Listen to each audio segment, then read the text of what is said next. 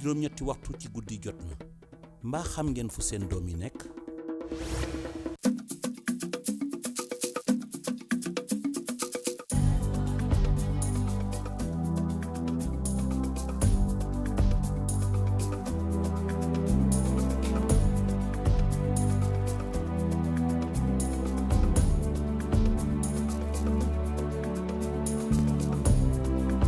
Et messieurs, bonsoir. Il est 20h sur les antennes de la télé Futur Média. C'est parti pour le sommaire de cette édition. 4 étudiants arrêtés à l'université Cheikh Anta Diop de Dakar pour trafic de chanvre indien. Ils ont été surpris en train d'emballer la marchandise.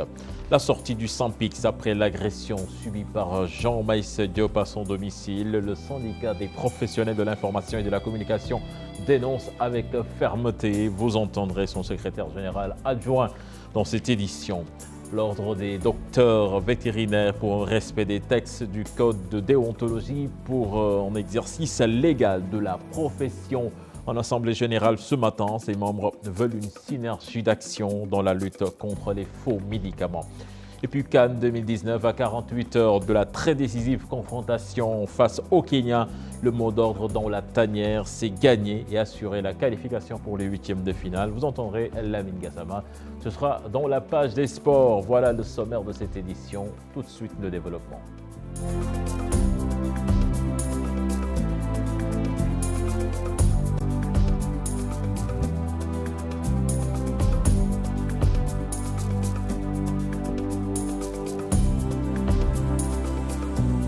Bienvenue à toutes et à tous. Le Sampix dénonce avec fermeté l'agression subie par Jean Meïssa Diop à son domicile.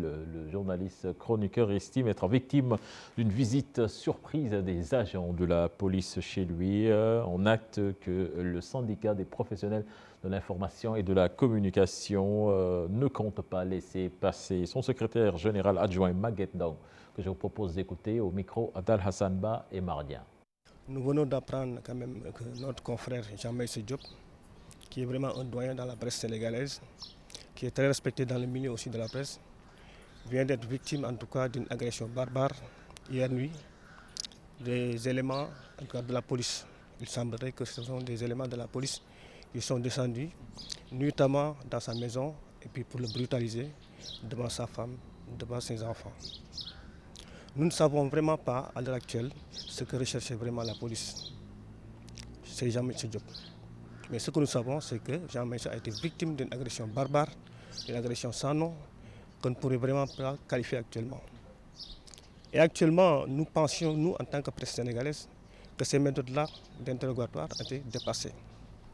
Mais malheureusement, cette agression vient encore nous rappeler des méthodes, en tout cas, qui étaient vraiment dépassées, qu'on avait oublié, nous, en tant que journalistes.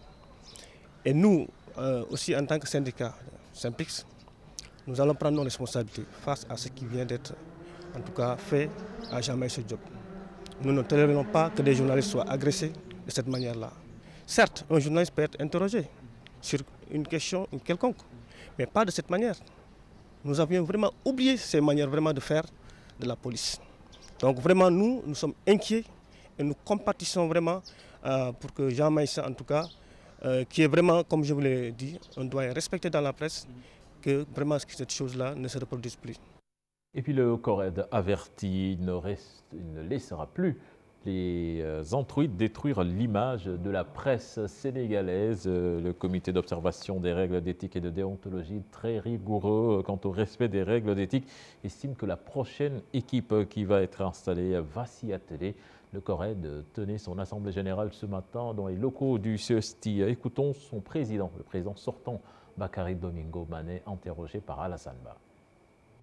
Nous, on pense que nous sommes sur la bonne voie et que ce métier-là, on ne peut pas se permettre évidemment de l'ouvrir à n'importe qui ou bien d'admettre des comportements de nature aujourd'hui, disons, à écorner l'image, n'est-ce pas, de ce métier que tout le monde, n'est-ce pas, a choisi comme étant un métier que nous avons choisi, n'est-ce pas, par conviction. Donc, malheureusement, il y a beaucoup de problèmes dans cette profession. D'abord, le comportement des professionnels qui sont allés à bonne école, mais qui passent outre ces règles-là. ceux-là qui n'ont jamais fait, n'est-ce pas, l'école, qui se retrouvent parce que simplement ils parlent bien, voilà quoi, donc ils ont un frère, n'est-ce pas, qui a un journal, une radio, une télévision. Donc tout ce beau monde, évidemment, est là et malheureusement, le comportement de ceux-là, n'est-ce pas, ne favorise pas, ou du moins, renvoie une très mauvaise image, n'est-ce pas, de notre profession. C'est pourquoi donc, je demande, et on l'a toujours dit, et je le réitère encore, que chaque journaliste doit être, une fois de plus, disons, la sentinelle, n'est-ce pas, de ce métier. Parce qu'on ne peut pas comprendre que des gens qui n'ont absolument rien à voir avec ce métier puissent se débarquer comme cela et puis avoir des comportements de nature vraiment à écorner l'image, n'est-ce pas, de cette profession que nous avons choisie, n'est-ce pas, parce que nous le voulons. Et le code de la presse, n'est-ce pas, dont on entend toujours la publication des décrets d'application, évidemment, quand ce code entrera en vigueur, en tout cas, on va encore corser, disons, les mesures. Donc, que les gens sachent désormais qu'avec le nouveau code de la presse, la non-observation des règles d'éthique et de déontologie devient, n'est-ce pas, un délit. Et puis l'ordre des docteurs vétérinaires exige le respect des textes du code de déontologie pour un exercice légal de la profession. Le ministère de l'élevage qui a pris part à l'Assemblée générale ordinaire de l'ODS demande une synergie d'action pour plus de rigueur dans la lutte contre les faux médicaments. Compte rendu signé Maïmouna Ndiaye et Mohamed Dia. Qui fait quoi? L'Ordre des docteurs vétérinaires du Sénégal veut assainir le secteur, appliquer la réglementation pour le bien-être des populations. Et pour cela, il va falloir que la générosité à laquelle le peuple sénégalais a su mettre en place un système pour faire des vétérinaires, pour faire des praticiens professionnels vétérinaires pour son pays, nous devons leur rendre cette générosité-là. En quoi faisant? En les protégeant. Donc, nous appelons les confrères vétérinaires à respecter la réglementation, à respecter les lois et règlements et à faire appliquer le code de déontologie. Cette assemblée générale ordinaire, occasion pour le ministère de l'élevage de sensibiliser sur les nouveaux moyens de lutte contre certaines maladies. Les gens ont toujours besoin de viande et de lait. Donc il faut faire en sorte que chaque fois qu'il y ait des viandes et de lait. Et aujourd'hui, en matière de santé, on ne parle même plus de santé animale ou bien de santé humaine, on parle de santé globale. Il y a tellement la rapidité dans les échanges que les avions... Mais tout ça, c'est des moyens pour transporter les maladies. Vous savez, la grippe aviaire, mais c'est une maladie qui est amenée par les oiseaux qui peuvent atteindre l'homme. Donc tout ça, il faut lutter en commun. La lutte contre les faux médicaments vétérinaires, un autre défi. Les gens ont l'habitude de voir les médicaments humains faire la lutte, mais les médicaments vétérinaires sont tout aussi dangereux.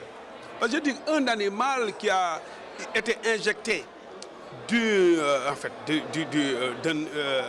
d'un produit défectueux, mais peut avoir des répercussions non pas seulement sur une personne, mais sur plusieurs personnes qui mangent. L'Ordre des docteurs vétérinaires du Sénégal a également célébré ce 29 juin ses 25 années d'existence. Il compte à ce jour plus de 400 professionnels. Nous allons à Mbour à présent. 10, c'est le nombre de cas de viol enregistrés par le Centre Conseil pour ados du département, suffisant pour magnifier la mesure qui vise à criminaliser cette pratique. Les acteurs engagés dans la lutte contre le viol demandent aussi la légalisation de l'avortement médicalisé. Les détails dans cette correspondance signée Abdulrahman Diallo et Mamadou Gueye. Le Centre Conseil pour adolescents de Mbour alerte les femmes. Il faut éviter certains secteurs de Mbour à certaines heures. On note souvent des cas de viol dans ces zones. À partir de 19h, entre le quai de pêche et le centre touristique Cocobuche, c'est un peu risqué pour une fille d'être un peu isolée dans ces endroits-là. Bon, il y a aussi au niveau des plages, notamment Trépano et Grand-Bourg. Plusieurs cas de viol ont été notés cette année dans la commune. Avant même les meurtres, on a beaucoup géré par le passé des viols suivis de grossesse. En moyenne 5 par trimestre. Parce que le problème c'est que quand il y a viol, la famille essaie de par le sentiment de souillir, etc. La famille essaie de ne pas dévoiler le problème. Le directeur du centre conseil pour adolescents de Mbour salue l'idée de la criminalisation du viol. Mbacké Diouf veut aussi la légalisation de l'avortement médicalisé. On pourrait aussi, par ricochet, réfléchir davantage sur l'avortement provoqué en cas de viol ou d'inceste. Parce que la population aussi en demande. Est-ce que en cas de viol ou d'inceste, on ne pourrait pas permettre à la fille, à sa demande, de bénéficier d'un avortement médicalisé? Les responsables du centre conseil adolescent de Mbour demandent aussi aux autorités de renforcer la protection des couches vulnérables. Nous parlons de transport à présent, Dakar-Bamako, mais dans la main pour la réhabilitation du chemin de fer. Les deux pays ont décidé de mettre sur la table 20 milliards de francs CFA, en plus d'un prêt considérable de la part de la Banque mondiale. Le ministre des Transports sénégalais recevait son homologue malien. C'était ce matin et en présence de nos reporters Cheikh Diop et Marien. La réhabilitation du chemin de fer entre Dakar-Bamako va se faire très prochainement, prévu en 2 étapes pour coût global de 20 milliards de francs CFA. Un budget qui est à la portée des 2 gouvernements. 20 milliards, les États peuvent le faire. Dans un délai de 6 mois, les États pourront peut-être être en mesure aussi de mettre en place le plan d'action. Au plus tard, fin juillet 2019. L'autre projet est plus important. C'est le projet qui sera financé par la Banque mondiale, qui tournerait autour de 250 milliards de francs CFA, qui va nécessiter beaucoup de discussions, beaucoup d'études. Une vieille doléance, un rêve qui va bientôt devenir une réalité. Le ministre malien du Transport salue l'engagement des 2 États, une volonté commune de faciliter le transport des personnes et des biens. Je peux vous dire que c'est la meilleure réunion que nous avons tenue depuis fort longtemps pour la reprise des activités ferroviaires entre le Sénégal et le Mali. Nous en sortons réconfortés, rassurés par le mode opératoire que nous avons décidé. Cette réhabilitation va profiter aussi au commerce entre les 2 pays. Que le train, au-delà de son facteur d'aménagement du territoire, son rôle d'intégration est un puissant instrument d'échange entre les 2 États, de communion et de solidarité. Le ministre sénégalais des Transports, Oumar Youm, a reçu son homologue malien et sa délégation, une rencontre qui s'est tenue en huis clos. Dans les prochains jours, les conventions et les coûts et autres seront connus.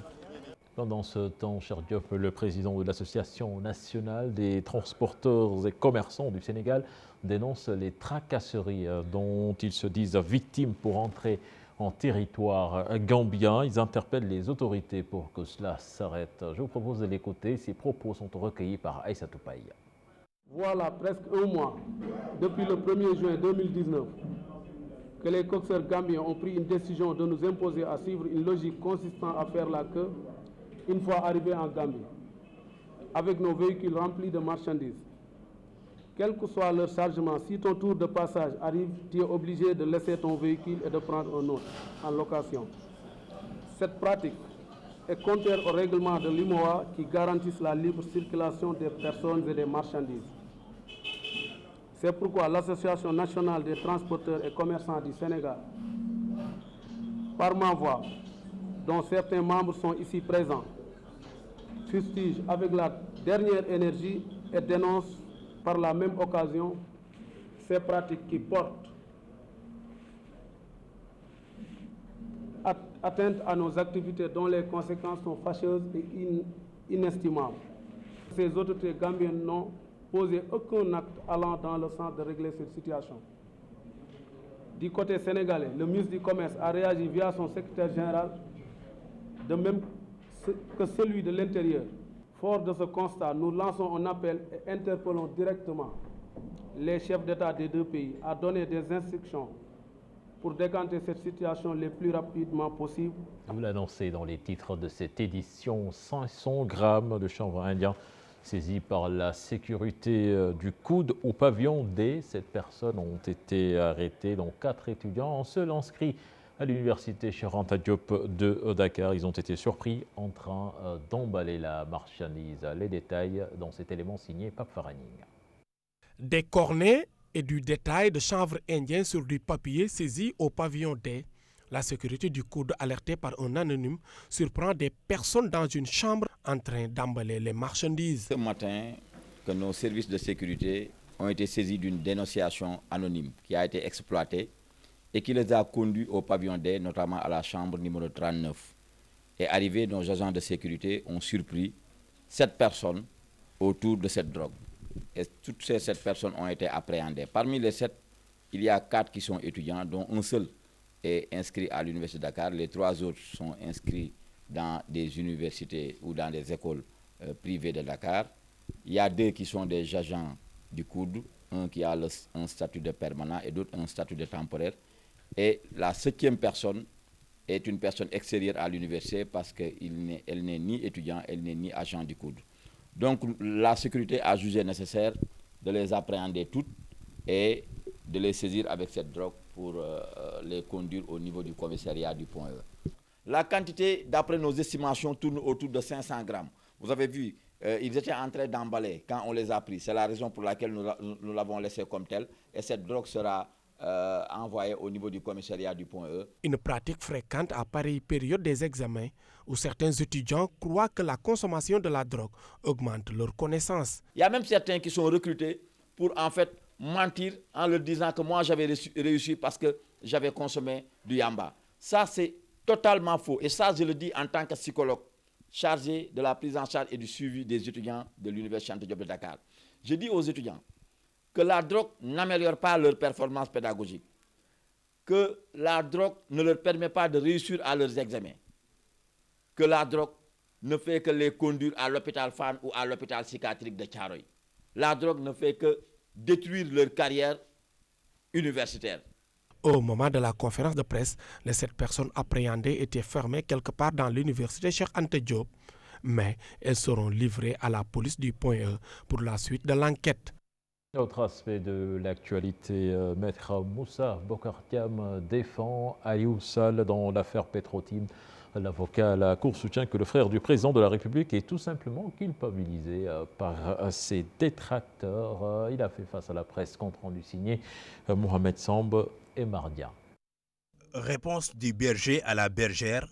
Maître Moussa Bocar Thiam s'en prend ouvertement à ceux qu'il qualifie de détracteurs du frère du président de la République.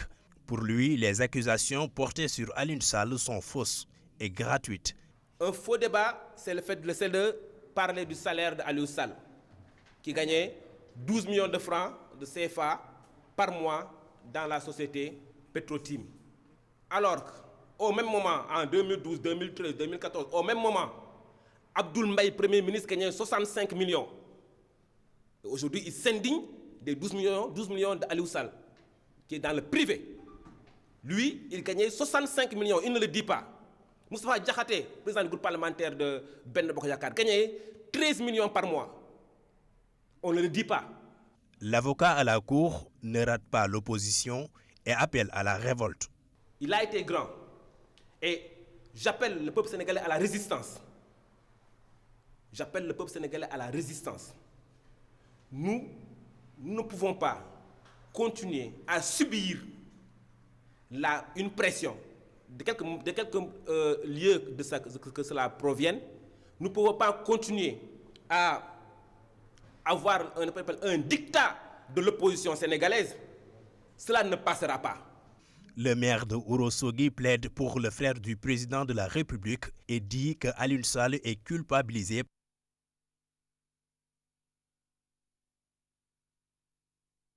Voilà, c'était l'élément de Mohamed Samb. La politique autrement, une jeunesse politique bien formée et de qualité pour assurer la relève. C'est l'ambition du mouvement des jeunes de la Ligue démocratique en présence des leaders et des cadres du parti. Les jeunes de la Ligue démocratique ont tenu ce matin en séminaire de formation. Compte rendu plus tôt, je propose de suivre l'extrait de Moustapha Senghor, le président, interrogé par Al-Hassan Ba. C'est notre première activité en tant que bureau du MDJ et c'est une activité à viser. Témoigne la baisse de la vente des maillots du Sénégal. Toutefois, les vendeurs espère qu'avec la qualification des Lions, lundi prochain, les choses pourront reprendre leur cours normal, comme vous allez le voir dans ce reportage signé Maguette Souaré-Diallo et Ablaye Diallo. La défaite est amère au lendemain de la victoire de l'Algérie contre le Sénégal au marché Sandaga. Mais il y a toujours de l'espoir. Cette défaite est un mal nécessaire. Avant, les clients venaient foulard et sont confectionnés. On n'a que notre équipe, on doit être derrière eux. Il faut qu'on soutienne l'équipe nationale. Tout le monde doit se sentir concerné par cette compétition. Tous les Sénégalais doivent apporter le soutien. On n'a pas le droit de les laisser. Ça va venir, Inch'Allah. Ces vendeurs de maillots se disent plutôt confiants. Selon eux, cette défaite n'empêchera pas Sadio Mané et ses coéquipiers de faire une belle campagne en Égypte. Au mot de basket, Coupe du Monde U19. Et puis le centre hospitalier Youssou Mbargane de Rufisque reçoit du matériel médical en don de la fondation Babacar Xuma, l'international sénégalais de football. Il est composé entre autres de médicaments et d'une ambulance. Cheikh Sadibou Diarra, Hamza Diallo y était pour nous. Babacar Xuma fait dans le social. L'attaquant international sénégalais, sociétaire du club de Sassuolo en Italie, par l'entremise de sa fondation, participe à l'équipement de l'hôpital Youssou Mbargane de Rufisque, sa ville. Un don de matériel qui doit faire des émules.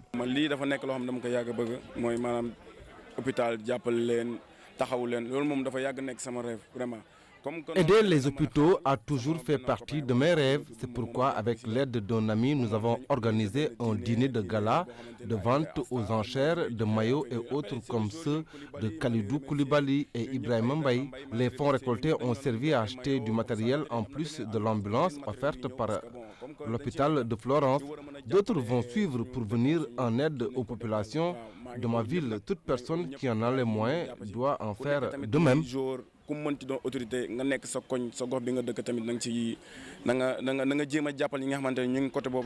Partant des soins infirmiers à l'ambulance, le don de l'avancante de Sassuolo est accueilli dans une grande joie au centre hospitalier Youssou Mbargane. On m'avait dit que c'est un ancien partenaire de l'hôpital parce qu'il nous a aidé à réhabiliter tant soit peu la pédiatrie de l'hôpital. On l'a appelé et je pense que c'est la première personne à réagir par ce don. Ce don-là est caractérisé par une ambulance, et des brancards et beaucoup d'autres types de matériel, des oxymates qui sont destinés à la pédiatrie. Et c'est un don qui est extrêmement important. Les sportifs professionnels sénégalais s'investissent de plus en plus dans les œuvres caritatives. À l'instar de Gorgui Sy Dieng et Sadio Mané, le footballeur rufisquois Babacar Xuma prend à bras le corps la réhabilitation de l'hôpital Youssou Mbargane. En témoigne ce premier don de matériel qui en appelle d'autres. Alors, c'était le dernier élément de ce journal. Prochain rendez-vous pour l'information, ce sera à 0h avec le tout en images. Je vous retrouve à 22h pour le journal de la CAN. Excellente suite de programme en compagnie de la TFM. Au revoir.